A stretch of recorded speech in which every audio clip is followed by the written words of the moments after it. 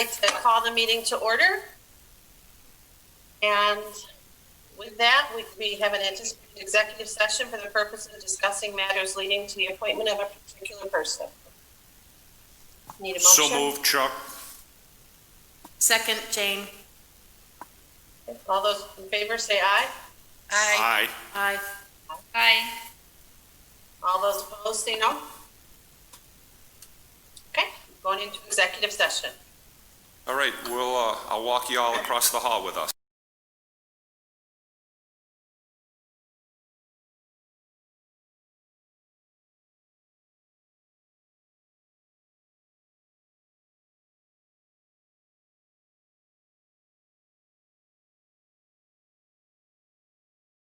No, Okay, we're live. No, we're not. Okay, We're live, Sharon. Great.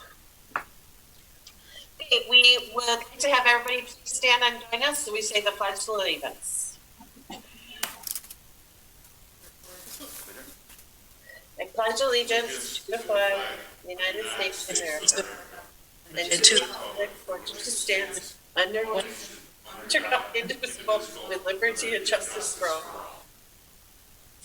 All right, I should have had somebody live say that because everybody was in a different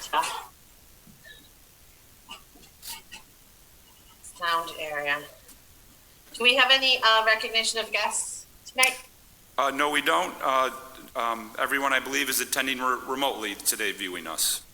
Okay. All right, and so we'll move on to the consensus agenda. Are there any motions to withdraw or add items to the agenda tonight? No? No. Okay.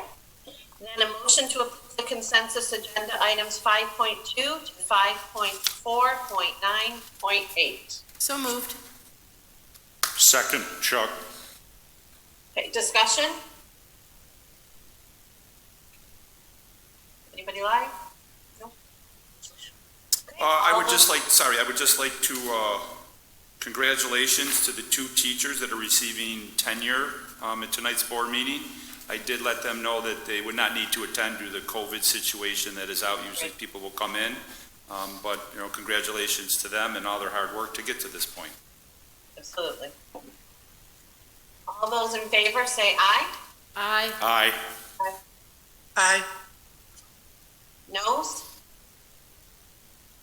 Okay. And so with that, we move on to the superintendent's report. So the first thing we have on the report is the School Board Recognition Week, and I have here from Erie County Association of School Boards a recognition award. It is presented to, and there's one for each of the board members of the Iroquois Central School Board during the School Board Recognition Week. Dedication to your community advocacy efforts for public education for every child in your district. This is the certificate that is for each board member. We will get them to everyone that's remote. But really, from me, what I would like to say, and I really think the whole district feels this way, that this is an unprecedented time, and to be on the Board of Education during this time really is a whole different, it's a game changer. It's a whole different job than was ever imagined, and I know all the board members here have been on for numerous years, so it's not like you got elected and knew what we were getting into. You had committed, you stayed to this. We did have the people run in May, and congratulations to them, but this is just so different, and all the work you're doing, the time you're taking, talking to teachers, administrators, families, students, and really listening, because you'll hear in a little bit how polarizing this is with the different views that are out there, and trying to find that happy middle ground. And not only doing that during COVID, but the initiative with the capital project, the initiative with the strategic plan. We're not just sitting dormant, we are looking to do things. Granted, we're looking at the speed to do things appropriately and honoring the people who are doing the work because their jobs haven't changed, but really your work has changed so much too. And I want to make sure everyone understands everything that you're doing. And even this week, multiple people will be attending the School Boards Association. Granted, it's remotely, but even with that, the extra time you're putting in, even with the jobs changing that you have. To keep you warm this winter, we have a nice blanket for you that we got out of the school bookstore. As Iroquois Chiefs, it's red, it's flannel. I might just keep one for me, but I'll give one to Jane. Probably should not give her that one. I've been touching it a lot. And there's one for Jane. And here's one for Chuck. And we'll disinfect the one that I was holding, or we'll just surprise one of you very much. But congratulations to everyone, and thank you for all you've been doing, from me, from the district, from the community, so thank you. Thank you. Status of Iroquois progress through COVID-19. Let's start with some good news. Free lunch for all students has been extended for the entire 2021 school year. John Wolski, our business administrator, will be updating and sending out information on this.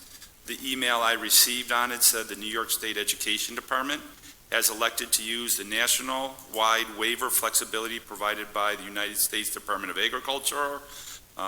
This waiver extends, or these waiver extensions are expected to facilitate streamlined access to nutritious meals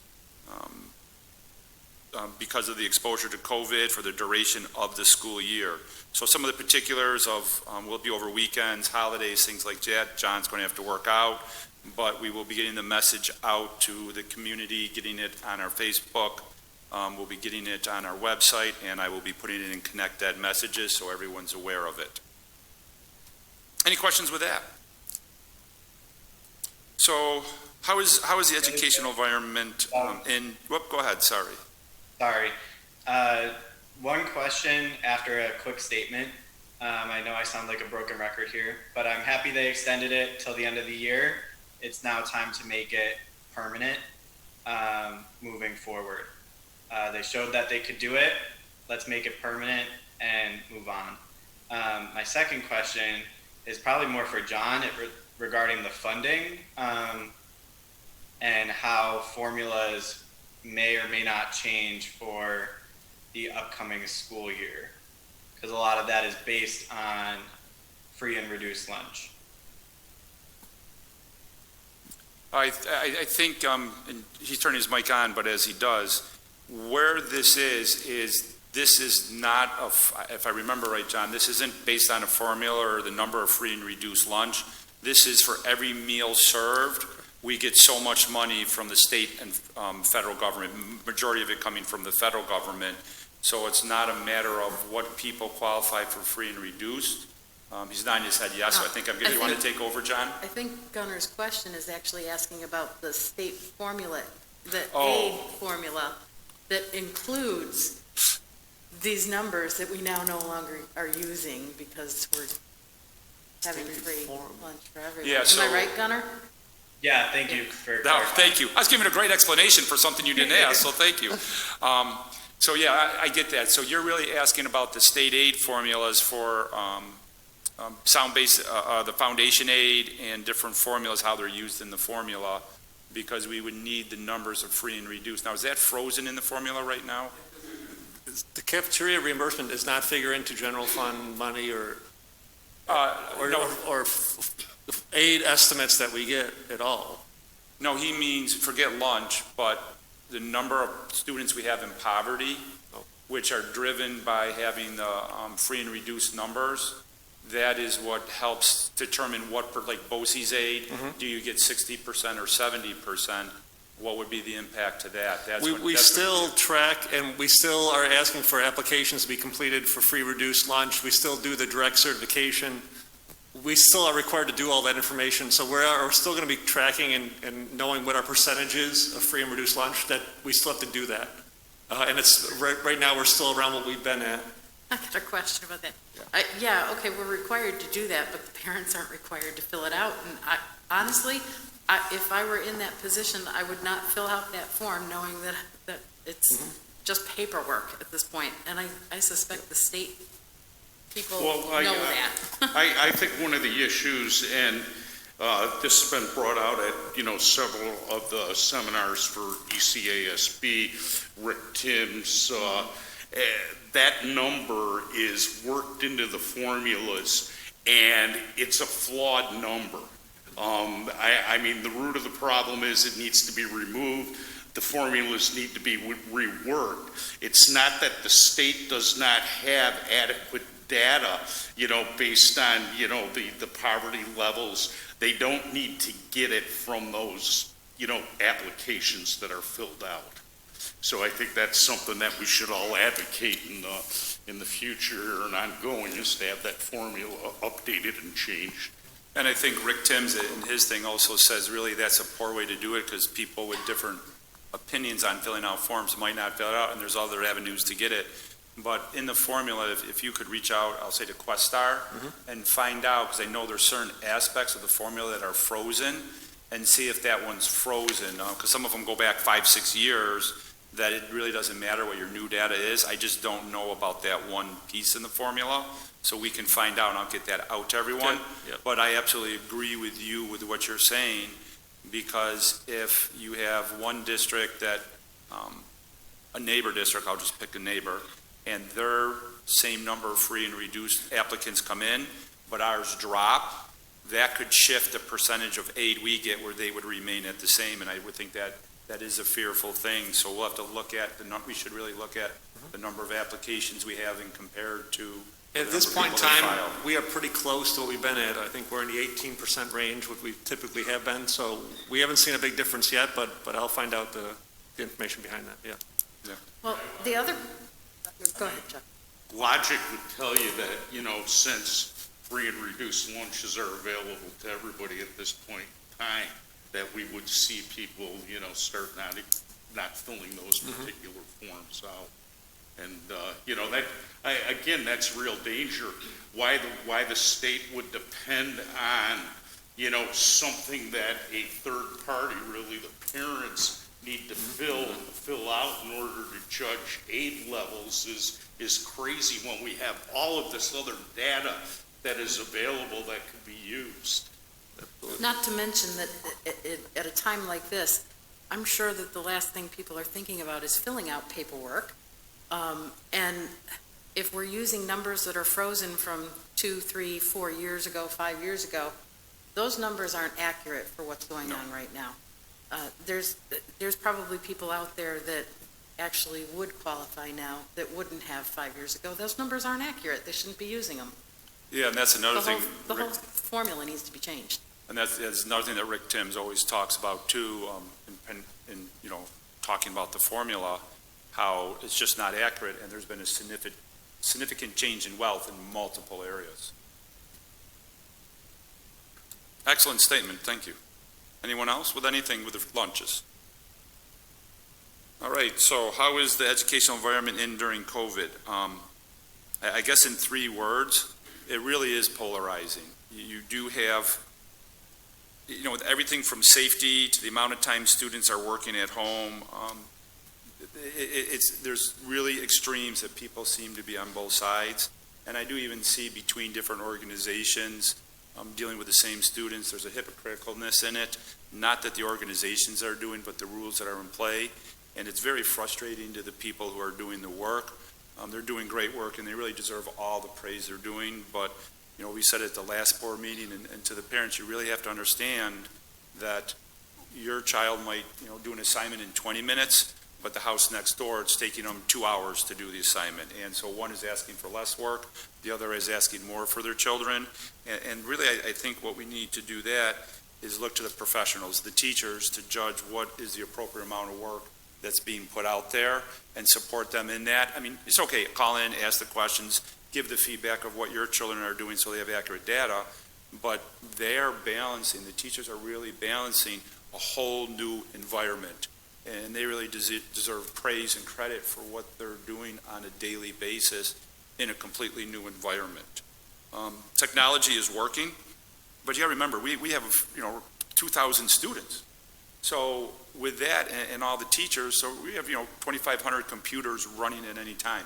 There will be hiccups. There will be problems. We have to fix computers as they break, because when you have that many computers, there is bound to be a few broken every single day. I was talking to a student the other day, and they had to bring in their computer because they broke off their headphone jack in it. Just turned the wrong way and it broke off, but then they couldn't hear any sound because the little piece was stuck in there and they couldn't get it out. Well, that's really hard to listen to your lessons when there's absolutely no way to do that. Now, if they had another computer at their house, we're fortunate enough, they could log on to that one because we're using Teams. But these are the little things that could happen that is really no one's fault. They're hiccups. What we have noticed too, and Dr. Dudek might jump in here, is that there are certain times that the computers seem to be running slower, the programs seem to be running slower. But you had some information from another meeting on that too. Correct. I recently attended a regional meeting, and the topic of discussion came to how are your internet services working, be it in Teams, or some school districts are using Zoom, some are using Google Meets, and far and away, the term that's being used is glitchy in every single one of them. And what it rests on are a couple things. We have very good internet service in our school. However, when families are at home, their internet service may be overloaded with items like Roku's and Alexa apps, or having their cell phones on the same Wi-Fi service. So every time there are multiple pieces of hardware accessing that Wi-Fi, it has a tendency to slow the speed. And so you might find that in a meeting, a person who might be having their video open, their picture may go in and out, or the picture may be grainy. And so, we have to keep that in mind. Also, there is recent conversation that internet service period is tough between the hours of 9 and 11 across the country. And it stands to reason that's when schools are starting in most cases. And so it's bogging it down a little. So we appreciate everyone's patience. We continually work diligently to try and support everyone. And I can't say enough about our tech department, how helpful they've been. So we're going to keep working at it and trying to improve. And really one of the areas that we're looking at really monitoring this is for elementary, because in there we were really thinking of how they could show, like students could show their whiteboards on the screen, but if it's glitching you can't see the screen. So some of what we envisioned, we really are rethinking, and Mary Jo, I'll talk about this a little bit later, but was even having the grade level leaders come together, and they had questions. We're going back to them for different ideas of how we can move through these different things and pacing, because obviously at those grade levels, we said right from the beginning, it's going to be very different. How an elementary is going to use a computer and what they can do on it's very different from a high school student. And that's not to say the high school students shouldn't have good access and videos too, because that can be very, very frustrating at times too. So with this already being a stressful environment, it's just one of the stresses. So what I think, so we kind of need to remember and come back to are a few points. And one, safety is the number one priority, because I know different people are questioning things we're doing. As I look around, sometimes, they say they want to loosen the valve, as the governor said, but if we're safe and people are around us and we're doing well, do we want to loosen that or keep it where it is? Because we're looking at peers and different groups in that. Make decisions based on facts and data, just not feelings and what we would like. A lot of people say, what I like to do is I like to do that, but what are the facts and data behind it? That's not to say we wouldn't entertain things like that, but we really try to have to look at the whole thing. We have to listen to the experts, like I just said, with the teachers, but also with the medical field. Focus on what we can do, not what we want, and continually reflect and be willing to modify. We talked about that at the last board meeting. So to reflect on, to help with our reflection, the surveys will be coming out. We wanted to have them out already this week. I was hoping to announce that tonight, but we did do a little sample with them, and we had some people fill them out, and there were some questions because we're really trying to break out between what students are doing in school compared to what they're doing and experiencing at home, whether they're hybrid or remote. And it seems some of those questions caused, which one was I answering? So we're redoing that a little bit from that little sample group, so that worked out well. So we plan on still having them out this week. I said what that was about. So also Dr. Dudek met with the grade level leaders to gain insight on the implementation of our systems during COVID and working to improve what we can. And so that had a lot that came back to us. Tuesday we met with the administrators, went through it. Some of the questions were just about inconsistency between the different buildings for some very things that, well, we're doing it here, they're doing it there, and we're doing it for 5, they're doing it for 10, and we're doing it for 15 minutes, which is it? So getting those answers back and then listening to them, and again, looking at the safety of it and what's appropriate for the different levels. And some things we can't change. Some of the things are just sizes of rooms or stuff that we cannot change. As Mr. Schofield stated, student safety and staff safety are first and foremost. But what we were finding is that with our plan, as hard as we tried, there are some inconsistencies coming out. And so what our grade level leaders did is we posed a certain number of questions, and we asked them to go and talk to their membership and give us the answer, or give us the questions, or answer the questions, excuse me. And there are some that we can definitely address, but sometimes due to the size of rooms aren't the same in the 3 primary buildings, or different number of families are going hybrid per school. It's just prohibiting some of that consistency. So what we're trying to do is answer the questions, meet the needs as best as we can, and always be willing to revisit and discuss. And as things change, hopefully as things improve on the health front, things might differ, but we always have to keep that line of communication open. Yeah. And I know some of the things they were asking about for consistency, really the answer is, well, as teachers, which one do you think is the best for the model that we go through? Because they're the ones that are doing the work, and that they are under stress. Let's face it, with the job and trying to take care of all this. And I've even talked to other superintendents, teachers in other districts, and really it's across the educational field.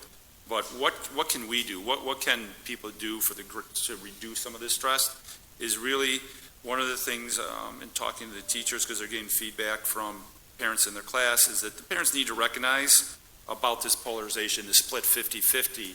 And with that, we need to support the teachers who are the professionals and understand what's appropriate for instruction. They know the appropriate instruction for the grade level, for the students at that grade level, what is developmentally appropriate.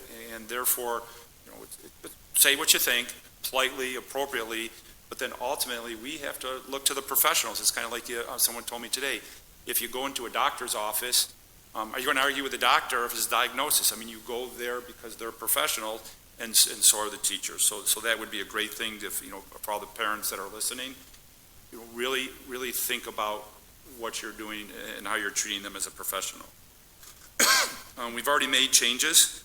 So K4 has its specials moving to the special classrooms. That allowed the teachers to stay in the room and work better and make it easier for them to prepare. And when I say easier, please note it is not easy with what they are doing. It's just they're in their own environment, so it makes it a little better. Middle school now has the students switching rooms. The same thing. It allows the teachers a little more grace period rather than moving from room to room. And we following the data and the facts, it was working well in the high school, so now we're doing it in the middle school. The student support team has open meetings for staff to support them. I didn't know if anyone wanted to give any shout out to any particular people, but I know some of them have done a tremendous work having morning meetings and that type of nature. I do know that our school psychologists, Colleen and Dave, have been doing some really good stuff in the middle school.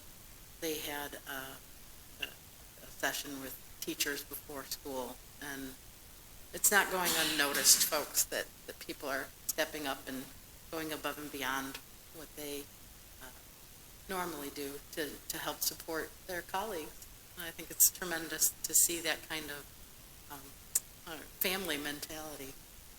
And I really think that validation and support from each other is what we need to show to everyone, because and I really say Iroquois is doing a great job. But when I say that, I want people to very carefully know, if this was 2 years ago, a year ago, we wouldn't be saying we're doing a great job. It's just for this environment.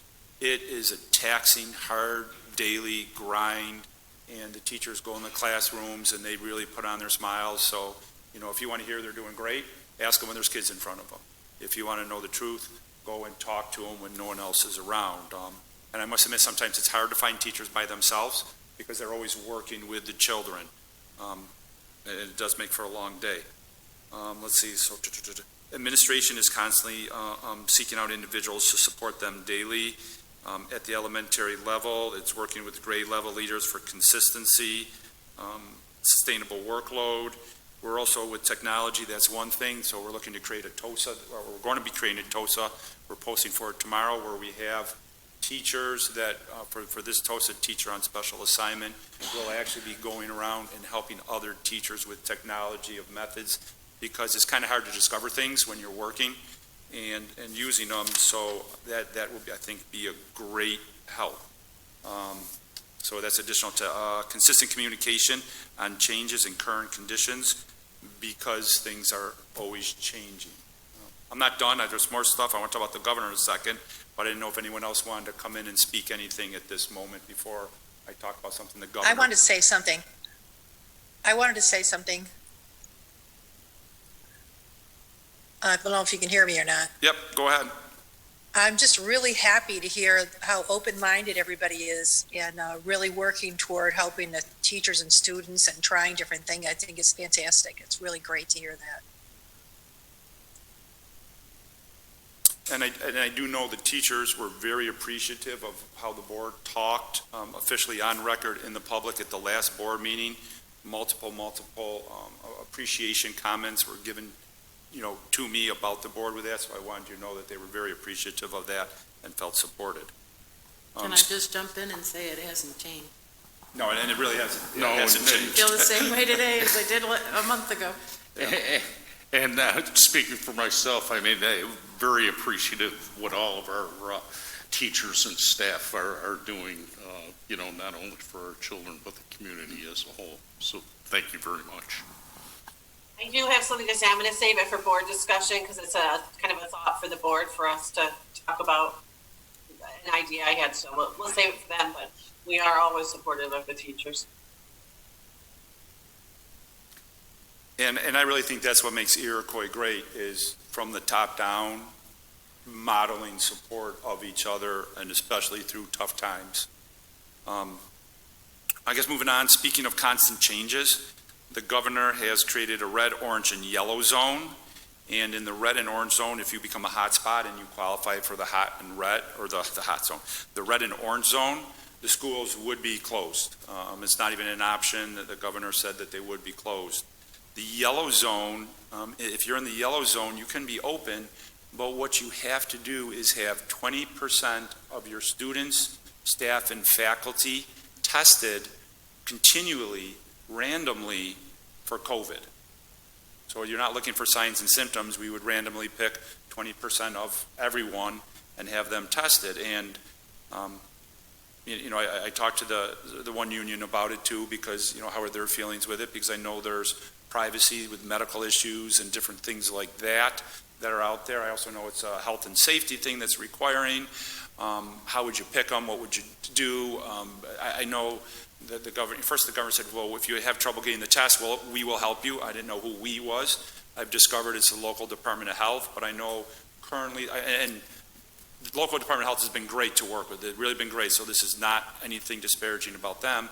But I know even for those immediate testing for the people in the educational field, it takes 3 days to get 2-3 days to get in for an immediate test in some cases. So therefore, if they're already backlogged 2 or 3 days, to add on 20% of a district, and some districts are very different sizes, so a very small district, it might not be that great an impact, but you start talking Iroquois and even the larger districts, I cannot imagine, and you just pick Iroquois and a couple of our neighbors really quick, it could be a red zone that is I don't say astronomical, but huge in the number of people that need to get tested daily. And then you bring that on site. And so there's a lot of logistics. Thankfully, there's some zones on the other side of the state that I'm monitoring, watching to see how. Go ahead, Michelle. So, sorry to interrupt, but none of this is relevant yet, right? I mean, I know that it's been discussed, but there's nothing in place right now. So maybe we should wait until we have guidance that we have to follow from the Department of Health, and then we'll do that, because those things could all change. All the what ifs are just that, you know? We can't plan for what ifs. No, we can't.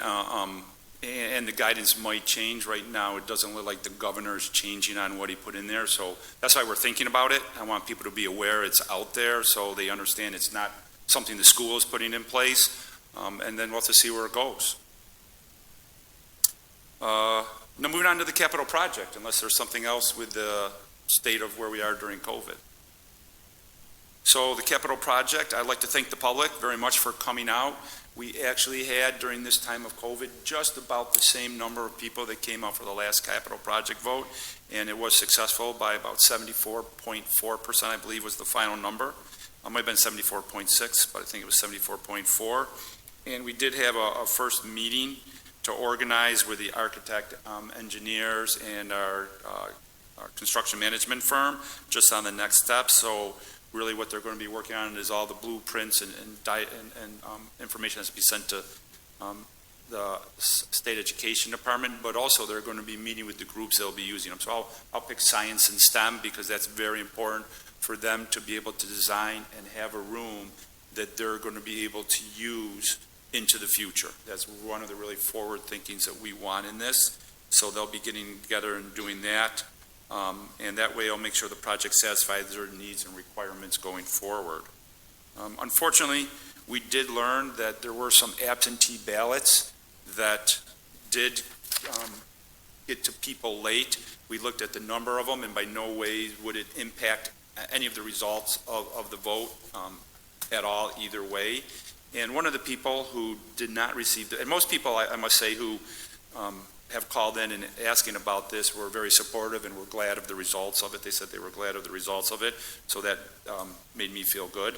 But one of the persons that did call in asked how it happened, and we said, no, it's dated for us that it was mailed out on 9/23, and people on 9/24 did receive their ballots, and they did get them back in. So that person took it upon themselves to call the post office and communicate with them to find out what happened.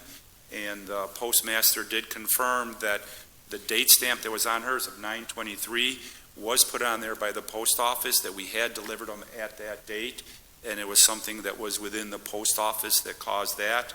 I only bring that out because I just know in the news, and there's something about ballots for the presidential election and different ones, the concerns of what might happen.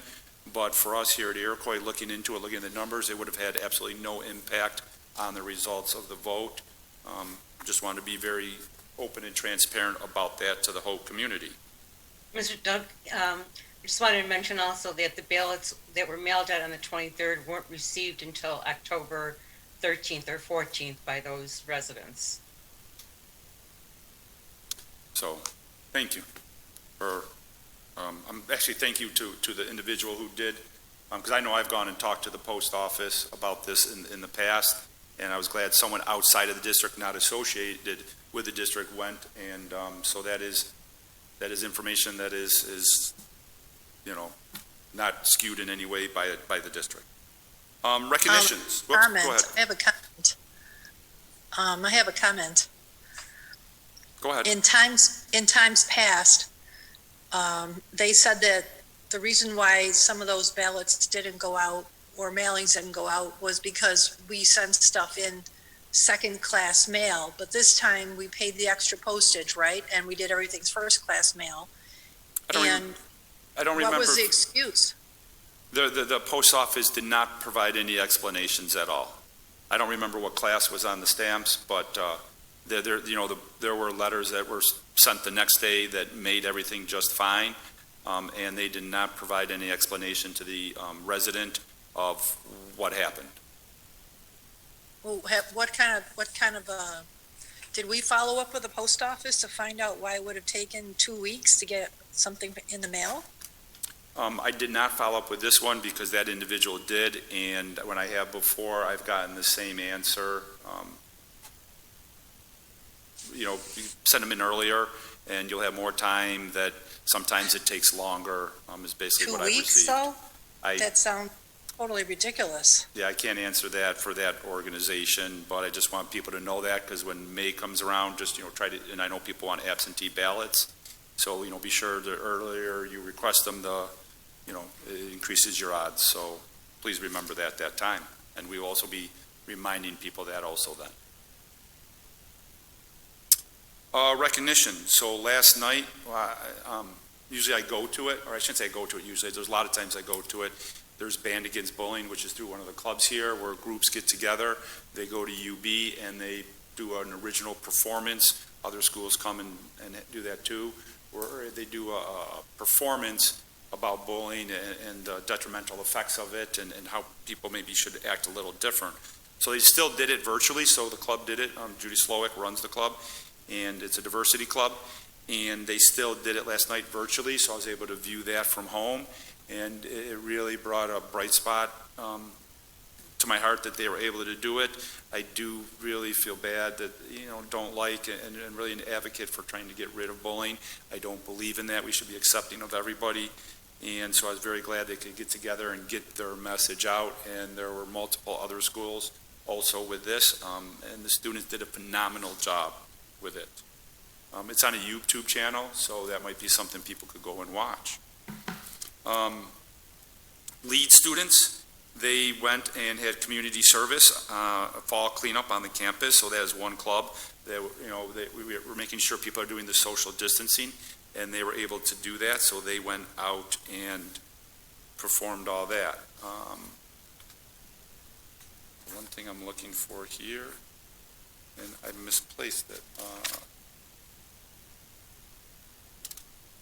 That's all from that. Oops, here we go, it's in this pile. So the next one is we have some recognitions from the Erie County Association of School Boards dinner. So we have Chuck Speck for serving 2 years as the president. Congratulations. Dave Lowry, Chuck Speck, Jane Sullivan, Michelle Hovey as Medallion Star winners. The Medallion Star Award winners have actively served for at least 1 year on either the Erie County School Board, the Erie County Association of School Board, Delegate Assembly, Legislative Team, Budget Finance Team, or an Executive Board, or served as alternate on one of the teams, attended the annual law conference, and have attended at least 4 of the programs during the current school year. So this was probably last year, but even with the ending of the year, the way it was with COVID, really, again, thank you, Board Recognition Week, for all that you do there. Another award we received was in partnership with ITAC. It Takes a Community, and that's the Hodgson Ross Collaboration Award. Jane, I think you were able to pick that up as last year's past president with Betty Deere, who really spearheads the ITAC committee. So thank you for going and accepting that award for the district and ITAC. And really, this is for the whole community of what they've been doing with there. So that's with great pride we have that. And then kind of talking about ITAC, it is Red Ribbon Week promotion. So there's a red ribbon, and these will be going around, and you should see these all around the community. So that is everything I have for the superintendent's report.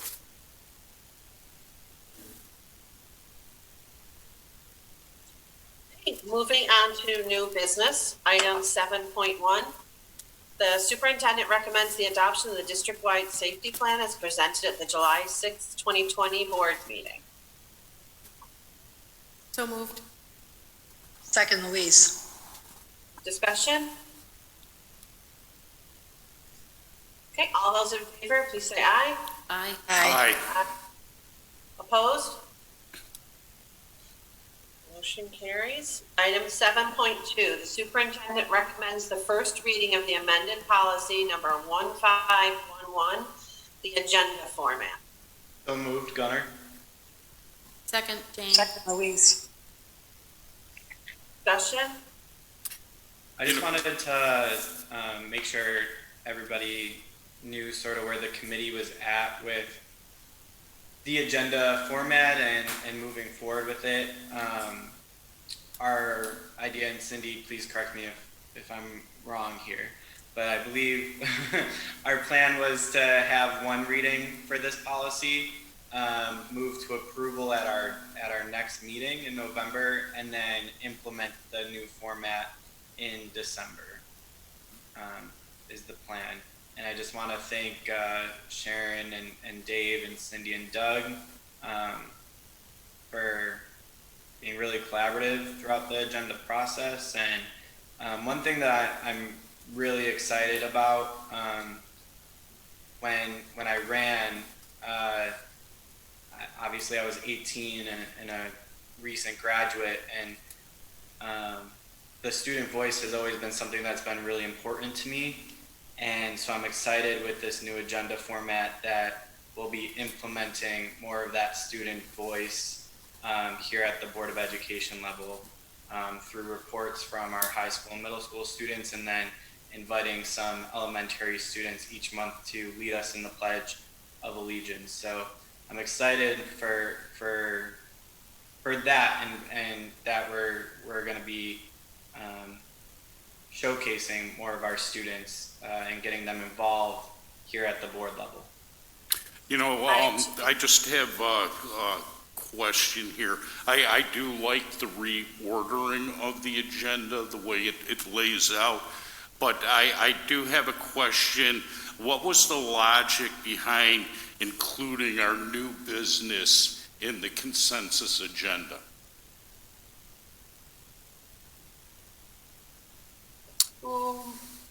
I do know that it streamlines things a bit, but you know, that's normally, you know, where we have our resolutions and things like that, which, you know, I personally, you know, I think it's important that we kind of highlight those things, and they're not just, you know, shoved into the consensus agenda, you know, with our, you know, everyday type items.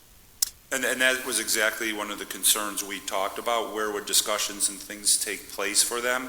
And that's why when you see before that consensus, that's where it is to discuss, to point those out. No, I did see that. Okay. I did understand that. But, you know, again, we're always striving for transparency, and it kind of highlights that for the public as well under new business. Just my thoughts. I like it. Everything's in writing for new business, so all of that is clear, but we can still discuss the items during discussion. No, I do understand that. It's just that, you know, again, you know, it's kind of grouped into, yeah, I don't want to call the consensus agenda mundane items because it certainly is not. You know, but that's normally, you know, items for, you know, things that are occurring just in the course of business, you know, whereas the new business items are usually items that, you know, for instance, like the capital project, you know, or the resolution for the Red Ribbon Day that we have today, or the expenditure, you know, for our repair reserve. And just, you know, from a taxpayer's point of view, and, you know, as a board member, I kind of like to see those broken out of it, but, you know, again, that's just my thoughts. I think I just in general in the process, just so that I think never would it be anybody's intention for it to not be transparent. Absolutely. I mean, it is still there in writing, and again, in different parts, we're able to discuss it so that I guess everybody knows too. Dave Lowry has attended it really exhaustively over the last year. So many different board meetings in many, many different communities. And then we really looked at those different agendas and talked about the different pieces and the different formats, and having attended them was, I think, really kind of fed the debate, or the conversation, the back and forth, and the pros and the cons and things. So just, I guess, maybe knowing the process, but I don't think that would ever, but certainly be anybody's intent. No, I didn't mean for you to take it that way.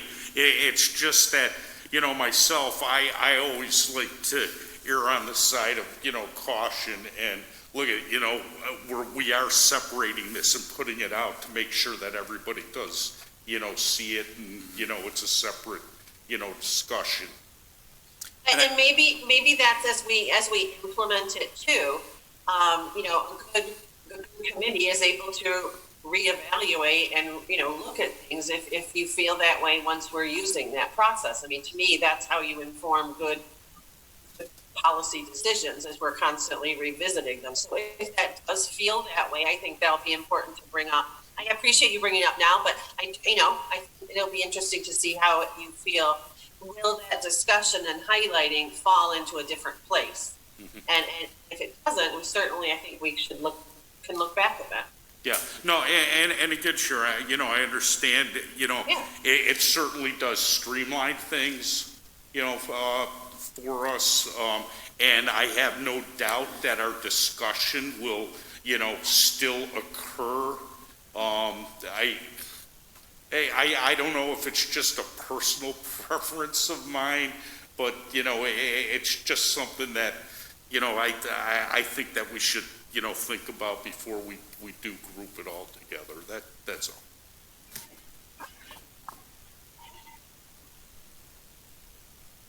Any further discussion? Anybody else? I'd just like to say, I think all the points are well taken, and sometimes I look at some of the resolutions that are written by the lawyers, and there's a lot of legalese. And so maybe this is where, I'd always be looking for feedback, and I know John and Mary Jo would too. So as we go over these new items, making sure we're giving them, because I know multiple times when we're doing the items in new business, you ask for discussion, and I end up feeling like I'm explaining what was read.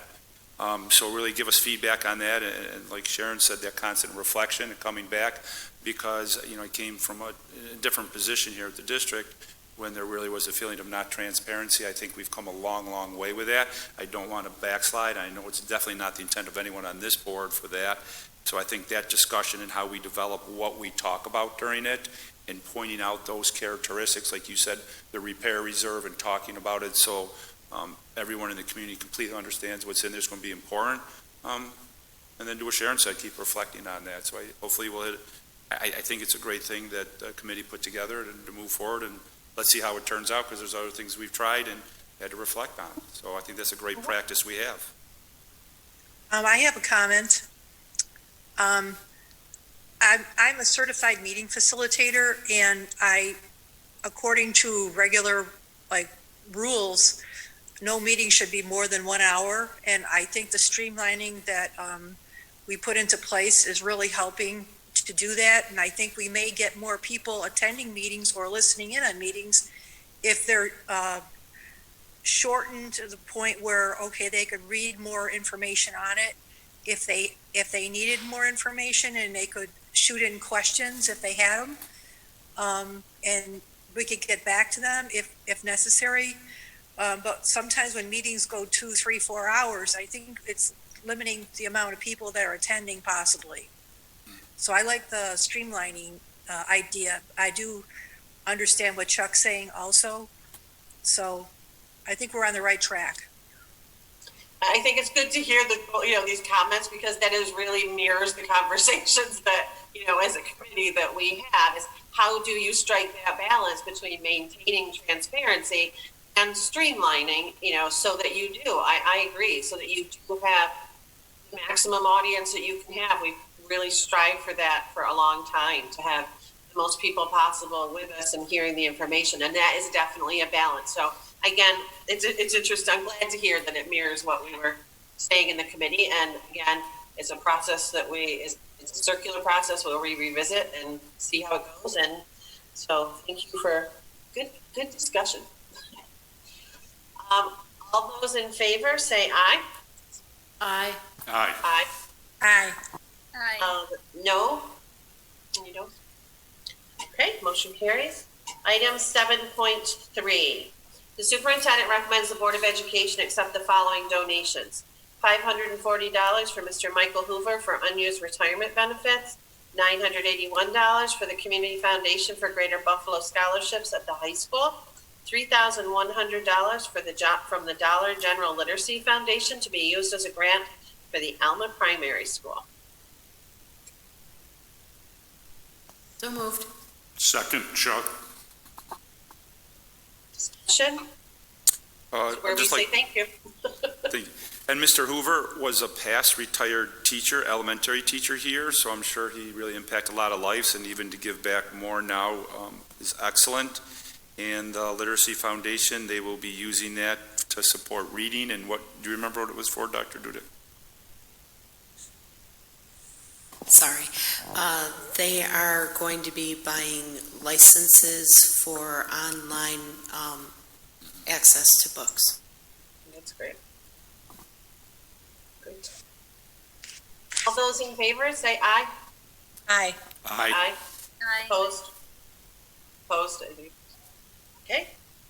Item 7.4, the superintendent recommends the Board of Education declare the following items as obsolete to be used as trade-in, scrapped, or auctions. So moved. Second, Louise. Discussion? So this item goes with the next action item, 7.5. We identified the wrong vehicle to be scrapped, and we realized there was an older one in the system to be done first. So we're going to scrap 299, and then in the next action, remove or reinstate item vehicle 329. So that's why those two items are on there. Thank you. All those in favor say aye.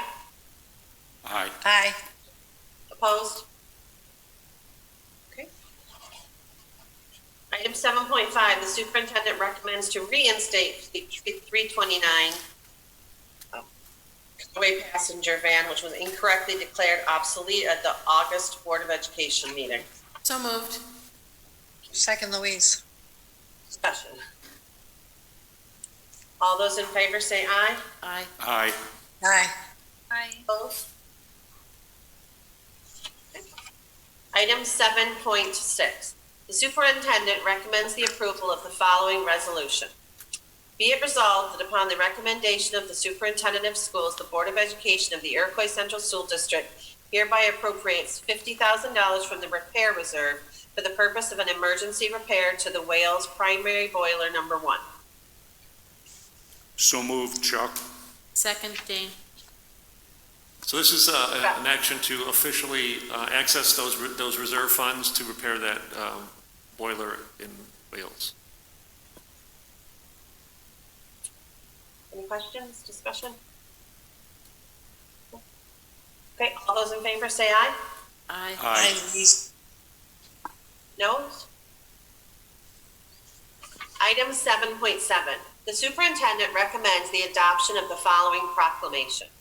Whereas alcohol and drug abuse affect individuals, families, and communities across the nation, and whereas it is imperative that visible, unified efforts by community members be launched to prevent drug abuse, and whereas Red Ribbon Week offers citizens the opportunity to demonstrate their commitment to drug-free lifestyles, and whereas Red Ribbon Week will be celebrated in communities across the nation on October 23rd through 31st, and whereas businesses, government, law enforcement, media, healthcare providers, religious institutions, schools, and other community-based organizations will demonstrate their commitment to healthy, drug-free lifestyles by wearing red ribbons and participating in drug prevention activities. And whereas the Iroquois Central School District commits to ensure the success of Red Ribbon Week, now therefore be it resolved that the Iroquois Board of Education hereby proclaims October 23rd through 31st as Red Ribbon Week and encourages you to participate in drug prevention education activities, not only during Red Ribbon Week, but also throughout the year, making a visible statement that we are strongly committed to a drug-free lifestyle. So moved. Second. Discussion. You received, I mentioned the award with ITAC, and this is one of the great things in our community, because I know by this resolution, we're also joining the local towns in the support of this week. And I think that message is so important. You can see changes that have been made over the years by such action. So thank you. Okay, all those in favor say aye. Aye. Aye. Opposed? And that brings us to board discussion. There are two items really that one on the agenda and one that I want to kind of revisit based on the discussion that we were having earlier before in our superintendent's report, and just in, conversations in the community, and that is involved. Do we have a date of our roundtable for faculty and staff? No. I was wondering, and kind of wanted to get some input from the board. Recognizing that everybody is busy, we had a very high participation rate with our roundtable with faculty, regarding reopening. And I feel like it's time to kind of revisit that. And it is the time of the year where we really are looking to do our roundtable. And I think that virtual format we had lots of participation, lots of open feedback. And it's just another format, I think, for us as a board and for, Doug was in that meeting. There was a lot of note taking and just to hear from people in that setting. The faculty reached out to the board for that roundtable. I feel like it would be a good time for us to reach back and revisit and offer a second roundtable for both faculty and staff. And I was wondering what everybody thought about that. Love it. I'm in. Yeah. I think it's a great idea. It was wonderful to see the participation last time. It's so difficult to ask faculty and staff to stay longer, at the end of a day, or it's just a challenge to get people in person. And this is one of the few positives possibly to come out of being virtual. So I think we should definitely take advantage of it. And it's great timing to just to check in. Yeah, exactly. It's important we keep the dialogue open. Anu, did you have a thought? No? Yeah, no, I think it's a great idea. Any opportunity we have as board members to hear from those that are in the buildings, I think is a good thing. I also want to remind everyone that as ambassadors, we can always reach out to our principals to attend a faculty meeting. And I know a lot of them are doing those faculty meetings virtually. So even if you pop in for 5 minutes at the beginning of it and say hello, I know that's what I'll be doing tomorrow at Alma Primary with Mrs. Walker, and the faculty and staff over there during their staff meetings. So that's just another avenue, again, to keep that dialogue open and show that we're listening and supporting as well as we can. Great. I just felt like it was, I know that the district administration have many different formats that they are using to gather input from people, but I think the more formats we have, I think each one brings out a different piece. I think that sometimes people may not be at some of those meetings, I just felt like it was such a powerful meeting that we had, and I was so grateful for everybody attending. So we'll reach out to the different organizations and try to work through some dates and get that out to people. If people can participate, great. That works for everybody. I also think that's a great idea, that they know that we're listening. And I think when they're in their group, they can hear different conversations back and forth from other people, and that might generate more ideas too. So I think that it's really, really great. Good. Thank you.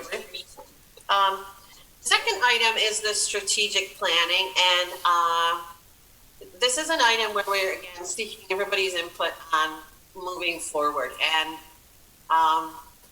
there are two schools of thought.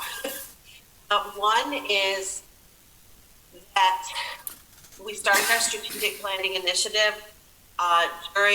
starting in March. The board went through a lot of training sessions, and we're really moving forward. And we're at the point where we want to involve community members. And this is, again, one of those items we want to be balancing.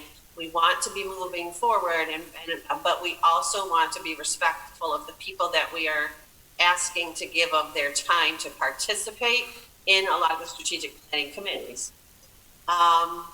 And so we kind of had some dialogue and discussion and trying to move to a place of you want to move too fast, you don't want to move too slow, you don't want to be, so how can we do that mindfully? So I guess I was just looking for some people weighing in on kind of the timeline and how you're feeling about that from what you're hearing in the community and thinking of our educators and administrators and people participating.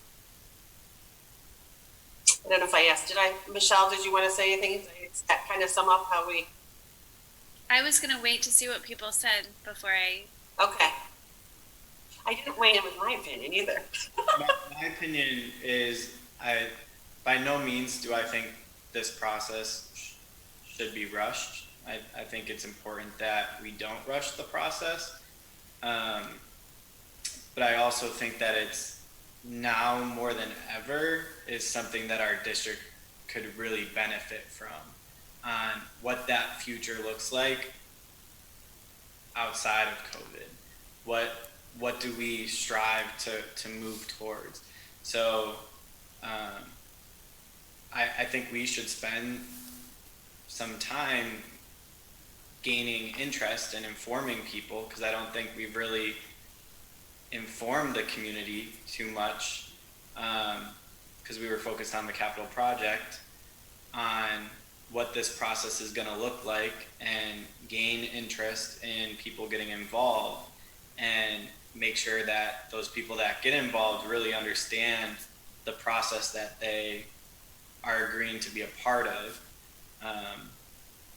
before jumping into having the meetings. So I think we're at a critical point now where we can spend some time informing those that may want to get involved, gauge their interest, and really create committees that are well-rounded instead of quickly rushing into something. Is there a possibility that we could do something like what we did with the capital project, where we make a video explaining what the strategic plan is, have the PLC talk a little bit and kind of outline it, this, and put that out there in a similar way? That's a good idea. I mean, I could definitely Certainly reach, ask. I could definitely talk to PLC, wherever we end up with this. I would think having a couple members of the board talk to Randy and Carolyn at PLC.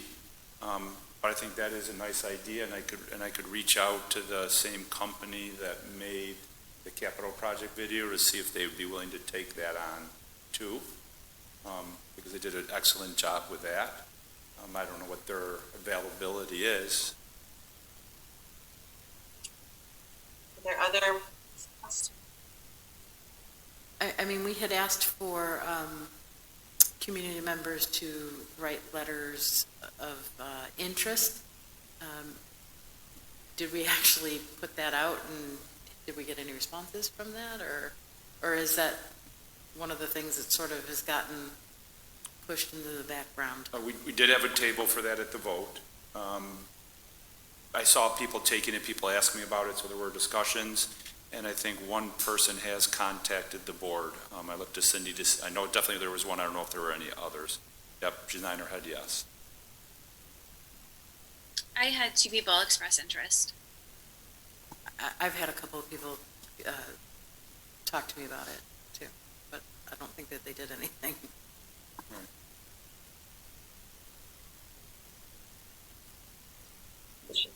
Go ahead. I think that that's the point that we're at right now, right? So instead of jumping into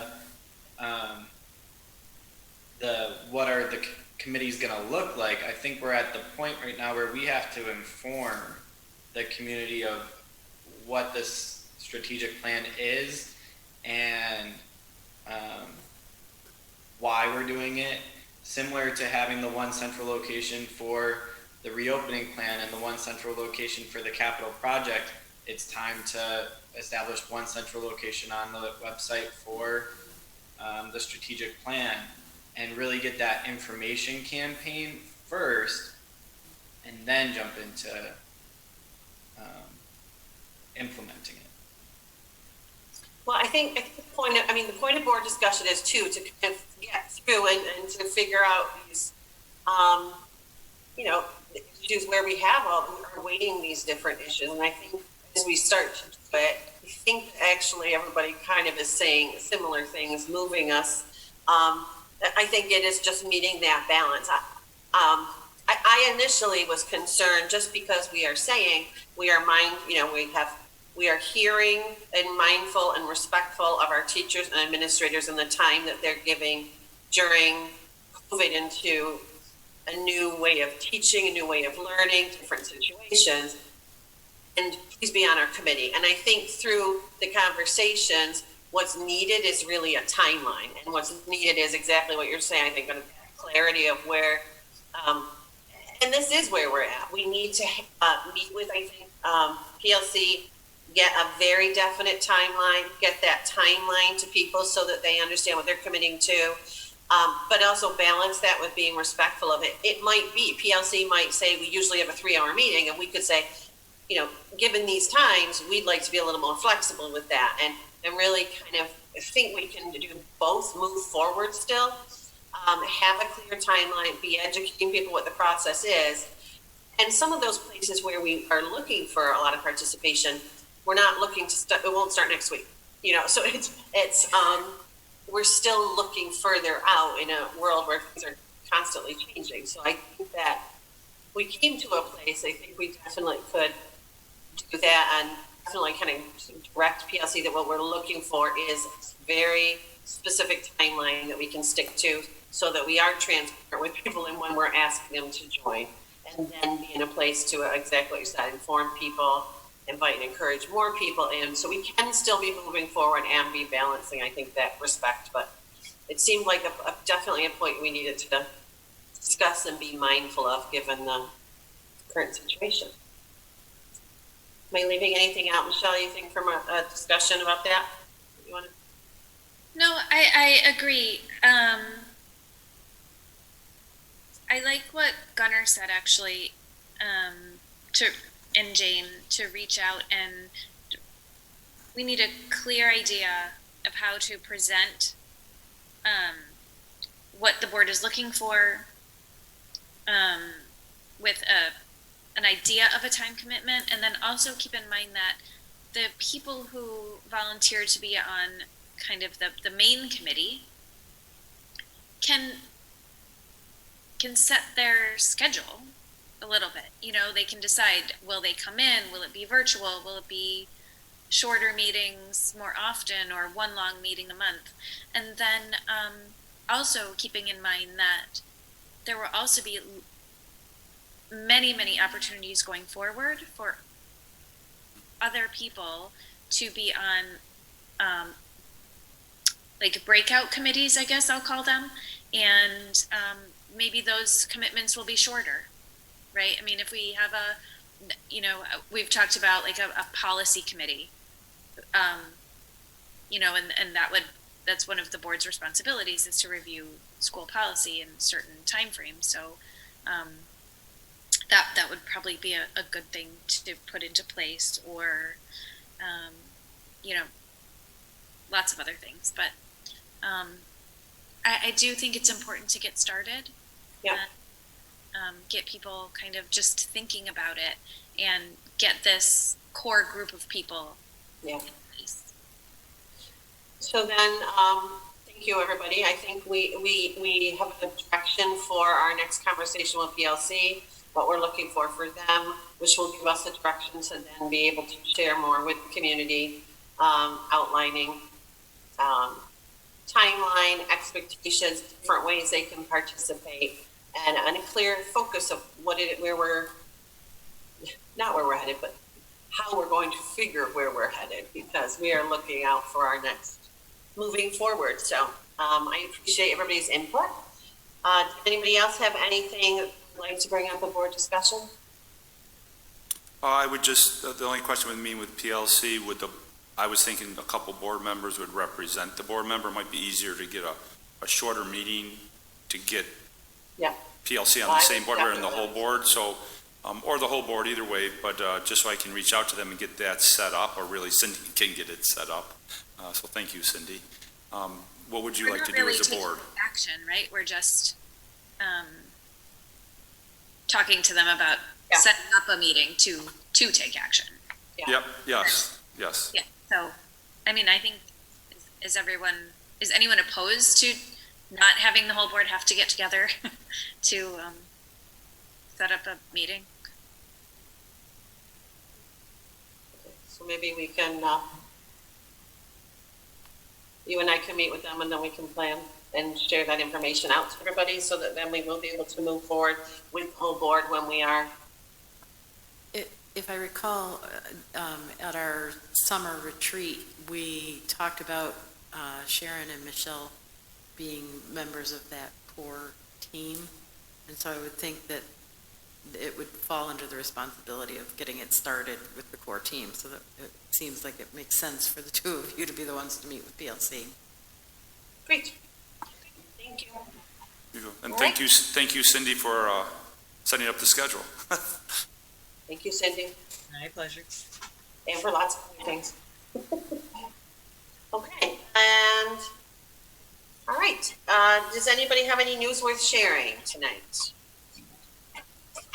I just had two quick things to share with everybody. The first was I attended the Alma Primary PTO virtual meeting on October 14th, and I just wanted to thank the parents at Alma Primary for sharing with me all of the successes and concerns that they've been having throughout this virtual hybrid environment of the reopening of schools. They were super appreciative of the district and the support from the teachers to Mrs. Walker to Mr. Schofield and Dr. Dudek. So just wanted to share that with everybody.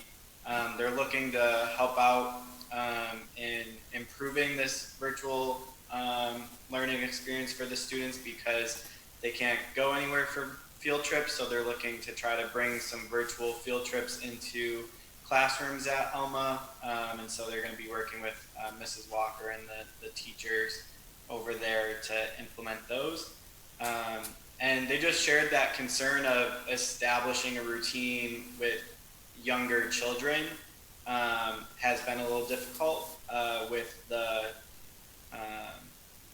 virtual environment of this.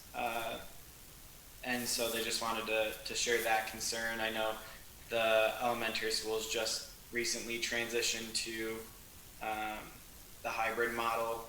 And so the parents are trying to establish that routine with their children and teach patience, and when a teacher doesn't jump on right away to wait a little bit. But just sharing that has been a little difficult, but they're getting through it and appreciate everything that the teachers and staff are doing over there. And then the second thing I wanted to share was on the 20th, which was yesterday, I attended the NISBA communications workshop.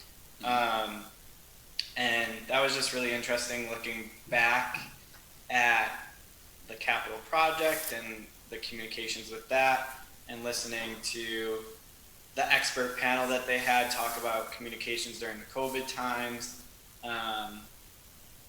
It was just interesting to listen to, and I'm gonna draft up a memo of the notes that I took during it, and I'll send that out to everybody, so I don't take up any more of your time tonight. So those are the two things I wanted to share. Thank you. Anybody in?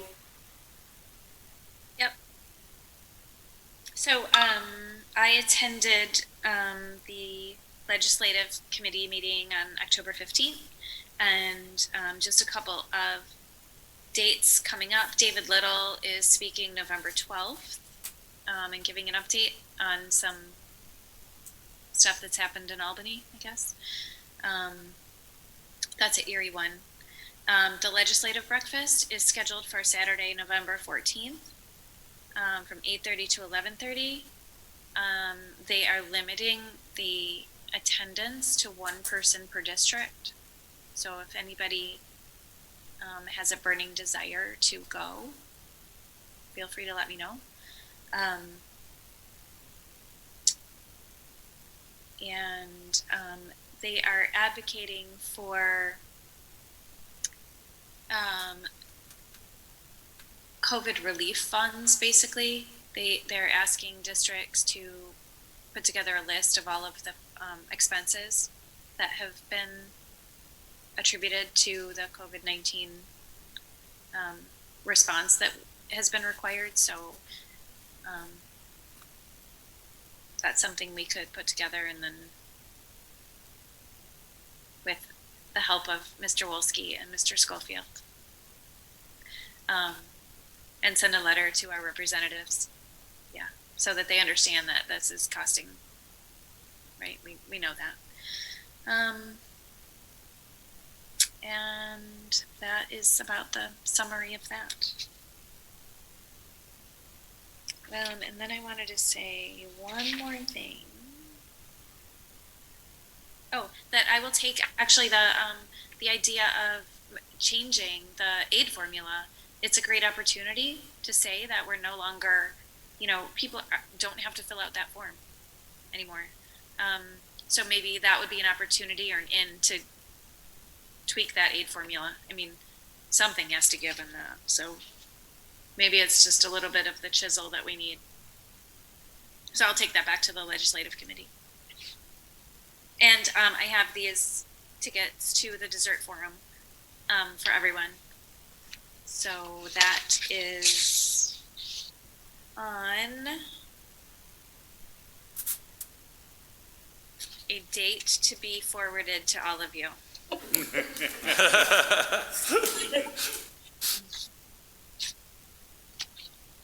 Dr. Jane, or I can't see. No? I'm good. All right, and we have the NISBA convention, which many of us are attending, so that will be exciting. We'll have lots to learn. I'm sure there's lots to talk about this year. Lots of good. It's not going to be the same. Not going to be the same. It's going to be virtual. I know it's not going to be the same.